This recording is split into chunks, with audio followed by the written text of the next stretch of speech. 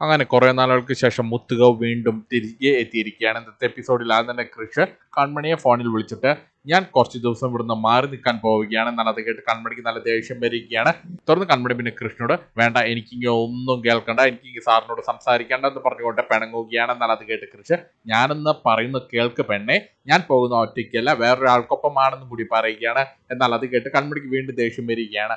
അത് ശരി, ഈ ചുരുങ്ങിയ നേരം കൊണ്ട് കറങ്ങാനുള്ള വേറെ ആൾക്കാർ തപ്പിയെടുത്തോ എന്ന് ചോദിക്കുകയാണ്. അതൊക്കെ അറേഞ്ച് ചെയ്തിട്ടാണ് എന്നെ വിളിക്കുന്നതെന്ന് ചോദിക്കുകയാണ്. നല്ല ദേഷ്യത്തിലാണ് ചോദിക്കുന്നത്. തുടർന്ന് കൃഷി വീണ്ടും കൺമണിയോട് ഞാൻ ആർക്കൊപ്പമാണ് പോകേണ്ടതെന്ന് നിനക്ക് അറിയുമോ എന്ന് ചോദിക്കുകയാണ്. ഞാനത് പറയാമെന്ന് പറയുമ്പോഴേക്കും കൺമണി വേണ്ട, എനിക്കൊന്നും കേൾക്കണ്ട, എന്നോട് ഇങ്ങനെ മിണ്ടണ്ട എന്ന് പറഞ്ഞുകൊണ്ട് പിണങ്ങി നിൽക്കുകയാണ്. തുടർന്ന് കൃഷി ഞാൻ പോകുന്നത് നിനക്കൊപ്പമാണെന്ന് പറയുകയാണ്. എന്നാൽ അത് കേട്ട് കൺമണി ഒന്ന് ഞെട്ടി നിൽക്കുകയാണ്. തുടർന്ന് കൺമണി നല്ല സന്തോഷത്തോടു കൂടി പിന്നെ കൃഷ്ണനോട് സാറെന്നെ പറ്റിക്കുകയാണെന്ന് ചോദിക്കുകയാണ്. തുടർന്ന് വീണ്ടും കൃഷി കൺമണിയോട് ഞാൻ വെറുതെ പറഞ്ഞല്ല, ഞാൻ കറങ്ങാൻ പോകുന്നത് നിനക്കൊപ്പമാണ്, എനിക്കൊരു ചേഞ്ച് അത്യാവശ്യമാണ്, അതുകൊണ്ട് കുറച്ച് ദിവസം ഇവിടെ നിന്ന് മാറി നിൽക്കണം. തുടർന്ന് കൺമണി പിന്നെ കൃഷ്ണനോട് എത്ര ദിവസത്തേക്കാണെന്ന് ചോദിക്കുമ്പോൾ കൃഷി കൺമണിയോട് ഒരു 5-6 ദിവസമൊക്കെ വേണ്ടി വരും എന്ന് പറയുകയാണ്. തുടർന്ന് കൺമണി അയ്യോ സാറേ, അതൊന്നും പറഞ്ഞാൽ പറ്റില്ല, എനിക്ക് വീട്ടിൽ ചോദിക്കാനും പറയാനും എല്ലാം ആൾക്കാരും ഉള്ളതാണ്. എന്നാൽ അത് കേട്ട് കൃഷി അത് ശരി, അപ്പോൾ കൺമണി പറഞ്ഞു വരുന്നത് എനിക്ക് ചോദിക്കാനും പറയാനും ആരും ഇല്ല എന്നല്ലേ? എന്നാൽ അത് കേട്ട് കൺമണി അയ്യോ സാറേ, ഞാൻ അങ്ങനെയൊന്നും ഉദ്ദേശിച്ച് പറഞ്ഞതല്ല എന്ന് പറഞ്ഞ് സോറി പറയുകയാണ്. തുടർന്ന് കൃഷി ഒന്ന് ചിരിച്ചുകൊണ്ട് എനിക്ക് മനസ്സിലായി കൺമണി, ഞാൻ വെറുതെ പറഞ്ഞതാണ്.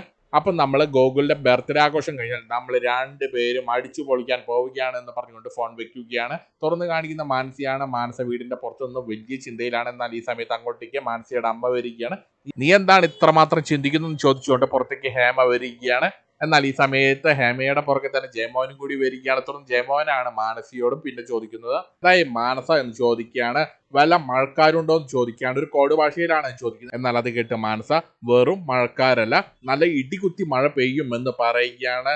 എന്നാൽ അത് കേട്ട് ഹേമയ്ക്കൊന്നും തന്നെ മനസ്സിലാകുന്നില്ല. തുടർന്ന് ഹേമ പിന്നെ ആകാശികൊക്കെ ഇങ്ങനെ നോക്കുകയാണ്. മഴക്കാരോ, എല്ലാ നക്ഷത്രങ്ങളും ഇന്ന് പതിവില്ലാതെ പുറത്തു വന്നിട്ടുണ്ടല്ലോ, ഇവരിത് എന്ത് തേങ്ങയാണ് പറയുന്നത്?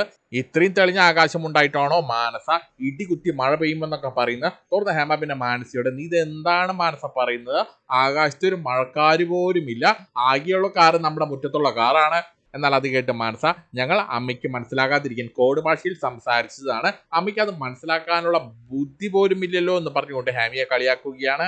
എന്നാൽ അത് കേട്ട് ഹേമയ്ക്ക് നല്ല ദേഷ്യം വരികയാണ്. എനിക്ക് മനസ്സിലായി, എവിടെയൊന്നും അടി വാങ്ങാനുള്ള പുറപ്പാടിലാണല്ലേ എന്ന് ചോദിച്ചുകൊണ്ട് ഹേമ അകത്തേക്ക് കയറി പോവുകയാണ്. തുടർന്ന് ഹേമ അവിടുത്തെ പോയ ശേഷം ജയമോഹൻ പിന്നെ മാനസിയോട് എന്തായി, കൺമണിയുടെ വീട്ടിൽ ഇന്ന് ബോംബ് പൊട്ടുമോ എന്ന് ചോദിക്കുകയാണ്. എന്നാൽ അത് കേട്ട് മാനസി ഒന്ന് ചിരിക്കുകയാണ്.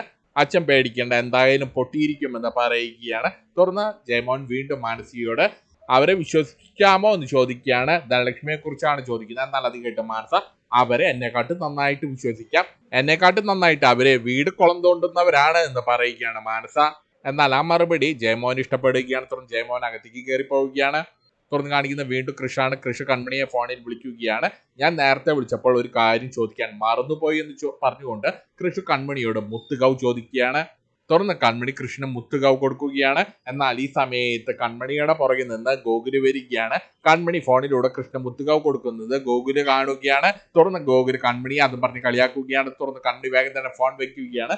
തുറന്ന് ഗോകുല് പിന്നെ കൺമണിയോട് ഒന്നും അറിയാത്ത പോലെ ഞാൻ എന്തോ ഒരു സ്വരം കേട്ടല്ലോ അപ്പേ എന്ന് പറഞ്ഞുകൊണ്ട് അങ്ങോട്ടേക്ക് വരികയാണ്. എന്നാൽ അത് കേട്ട് കൺമണി ആകെ ചളിച്ചിങ്ങനെ ചമ്മി നിൽക്കുകയാണ്. തുറന്ന് കൺമണി പിന്നെ ഗോകുലിനോട് നീ എന്തെങ്കിലും കേട്ടോ എന്ന് ചോദിക്കുകയാണ്. തുറന്ന് ഗോകുല് ഞാൻ കേട്ടു, അപ്പ ഫോണിലൂടെ ഉമ്മ കൊടുക്കുന്നത് ഞാൻ കേട്ടു എന്ന് പറഞ്ഞ് കൺമണിയെ കളിയാക്കുകയാണ്. എന്നാൽ അത് കേട്ട് കൺമണി പിന്നെ ഗോകുലിനോട് എടാ നീ ഇത് ആരോടും പറയല്ലേ, നിനക്കിതിപ്പോൾ പറഞ്ഞാൽ മനസ്സിലാകില്ല, നീ വലുതാകുമ്പോൾ നിനക്കിത് മനസ്സിലാകും എന്ന് പറയുകയാണ്. എന്നാൽ അത് കേട്ട് ഗോകുൽ പിന്നെ കൺമണിയോട് അപ്പയോട് ഇത് ആര് പറഞ്ഞു, എനിക്കൊക്കെ ഇതൊക്കെ ഇപ്പോൾ മനസ്സിലാകും, എനിക്കെന്റെ ക്ലാസ്സിൽ നന്ദിനി എന്ന് പറയുന്ന ഒരു കുട്ടി ഉമ്മ തരാറുണ്ടെന്ന് പറയുകയാണ്. എന്നാൽ അത് കേട്ട് ഞെട്ടി നിൽക്കുകയാണ് കൺമണി.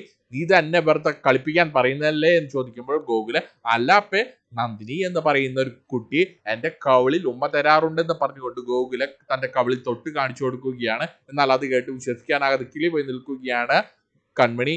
തുടർന്ന് കൺമണി പിന്നെ ഗോകുലിനോട് ദേഷ്യപ്പെടുകയാണ്. മൊട്ടേന്ന് വിരിഞ്ഞില്ല, നീ ഇത്രയ്ക്കൊക്കെ ആയോ എന്നൊക്കെ ചോദിച്ചുകൊണ്ട് ദേഷ്യപ്പെടുകയാണ്. എന്നാൽ അത് കേട്ട് ഗോകുല് പിന്നെ ഒച്ചത്തിൽ വിളിക്കുകയാണ്. അച്ചച്ച അമ്മയെന്നൊക്കെ നീട്ടി വിളിക്കുകയാണ്.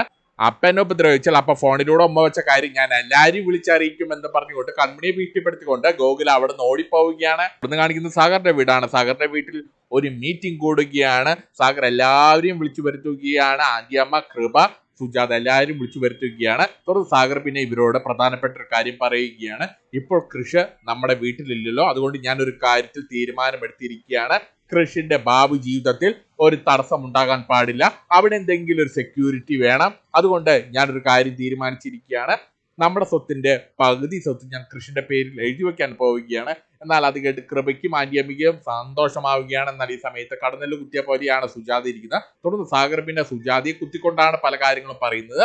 കൃഷിനെ എനിക്ക് അങ്ങനെ ഒറ്റയടിക്ക് തള്ളിക്കളയാൻ സാധിക്കില്ല, അവൻ എപ്പോഴും എൻ്റെ മകൻ തന്നെയായിരിക്കും, കൃഷിനെ എനിക്ക് എൻ്റെ മകന്റെ സ്ഥാനത്ത് തന്നെയായിരിക്കും എന്ന് പറയുകയാണെന്നാൽ അത് കേട്ട് കൃപയും പിന്നെ സാഗറിനോട് അതിലെന്താണ് അച്ഛൻ സംശയമുള്ളത്, കൃഷി നമുക്കൊപ്പം തന്നെയാണെന്ന് പറയുകയാണ്, ചേട്ടൻ നമ്മുടേത് തന്നെയാണെന്ന് പറയുകയാണ്. എന്നാൽ അത് പിന്താങ്ങുകയാണ് ആന്റിയമ്മയും. അച്ഛൻ്റെ ഈ തീരുമാനത്തിൽ ഒരു തെറ്റുമില്ല എന്ന് പറയുകയാണ് അവർ രണ്ടുപേരും. എന്നാൽ അത് കേട്ട് സാഗർ, അത് നിങ്ങൾ വെറുതെ പറഞ്ഞാൽ പോരാ, എനിക്ക് നിങ്ങൾ 3 പേരുടെയും അഭിപ്രായം അറിയണം. ഇതും പറഞ്ഞുകൊണ്ട് സാഗർ ഇവർ 3 പേരുടെയും അഭിപ്രായം വെവ്വേറെയായിട്ട് ചോദിച്ചറിയുകയാണ്. കൃപയുടെയും ആന്റിയമ്മയുടെയും അഭിപ്രായം അറിയുകയാണ്. അവർ രണ്ടുപേരും സാഗറിനോട് അനുകൂലമായിട്ട് മറുപടി കൊടുക്കുകയാണ്. തുടർന്ന് സുജാതയുടെ ഊഴമാണ്. എന്നാൽ ഈ സമയത്ത് സുജാത പിണങ്ങിക്കൊണ്ട് ഒന്നും മിണ്ടാതെ അവിടെ നിന്ന് എഴുന്നേറ്റ് പോവുകയാണ്. ഈ സമയത്ത് സാഗർ വീണ്ടും സുജാതയെ വിളിക്കുകയാണ്.